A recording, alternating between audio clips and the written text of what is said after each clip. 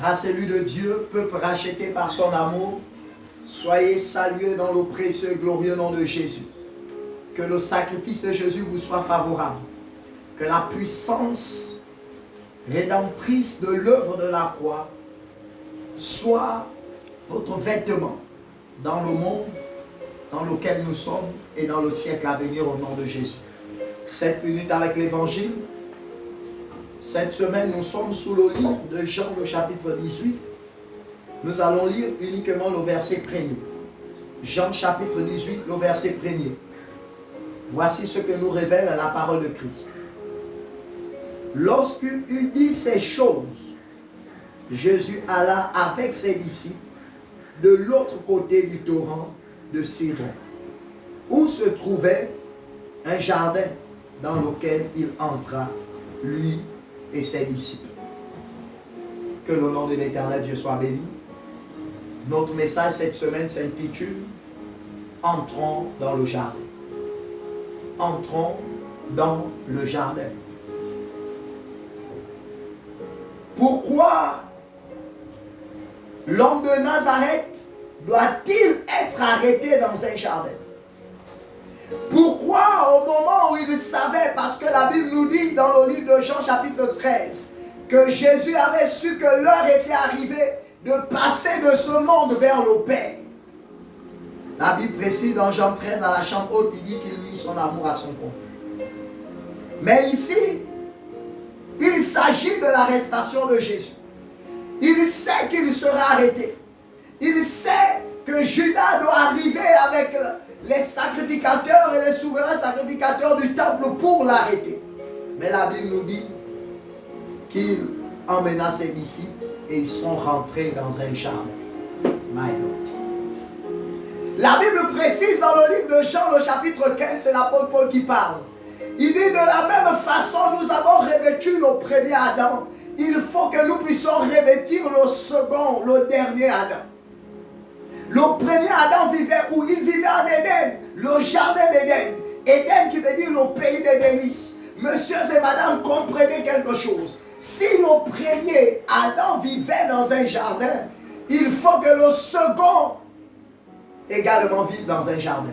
Et donc, symbole pour symbole, spiritualité pour spiritualité. Qu'est-ce qui se passe? Le diable qui avait déjà envahi Judas, la Bible nous le précise dans Jean chapitre 13, savait que l'humanité d'abord qui a été manifestée par le premier Adam. La Bible nous dit que le diable, par l'image du serpent, Apocalypse de parler du serpent ancien, est venu en Éden. Et nous connaissons, il a séduit la femme et par là, le péché et donc la séparation, le feu étranger, la mort, la condamnation, l'esclavagisme, l'œuvre de la sorcellerie a pris le dessus à cet instant-là. Et là, le second doit nous ramener au jardin. Pourquoi doit-il nous ramener au jardin? Que symbolise le jardin? Le jardin, premièrement, symbolise le lieu de rencontre et d'échange, de visitation de Dieu. La Bible nous dit qu'en Éden, Dieu visitait Adam et Ève chaque jour. Le jardin, c'est le lieu de visitation. Écoute-moi très bien. Il te faut avoir une vie dans le jardin. C'est pourquoi la Bible dit, la Bible précise qu'ils sont rentrés dans le jardin. Et le jardin est caractérisé par le feuillage, les arbres, image du fruit de l'esprit, image de la production de la sémence. Ça représente le résultat que Christ allait accomplir. Ça représente la visitation de Dieu. Et là, la Bible précise qu'il se trouvait un jardin. My God. Et ce jardin, c'est Gethsemane, qui veut dire le lieu du pressoir. C'est là-bas où tout s'est passé. C'est à Éden où l'humanité a été mise sous l'emprise du diable par le péché. Mais ça a Gethsemane dans un autre jardin. Le mont des oliviers, encore appelé les olives, l'image de l'onction.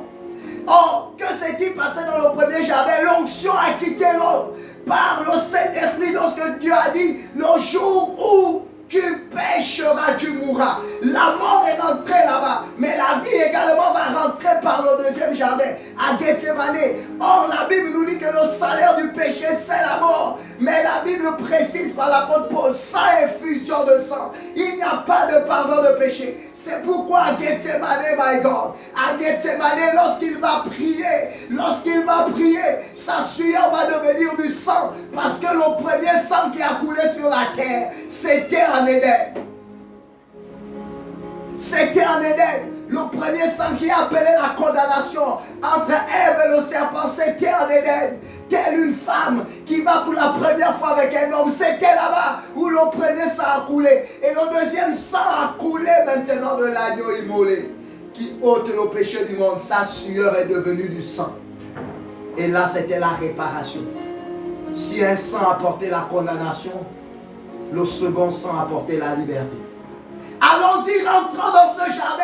C'est dans ce jardin où le transfert de vêtements spirituels s'était fait. Et là-bas, la Bible nous dit, quand ils seront dans ce jardin, on va venir arrêter le maître, mais le maître va laisser les disciples. Il va dire, si c'est moi que vous cherchez, laissez les disciples. C'est passé quelque chose d'extraordinaire. Il a pris la place. Il a pris ta place. Il a pris ma place. C'était au jardin. Bien-aimé, le jardin est ton lieu de libération. Ce qui avait été autrefois ton lieu de condamnation. Reste dans le jardin qui est la présence de Dieu. Et l'intimité du jardin avec le Christ sera ton partage. Sois béni au nom de Jésus.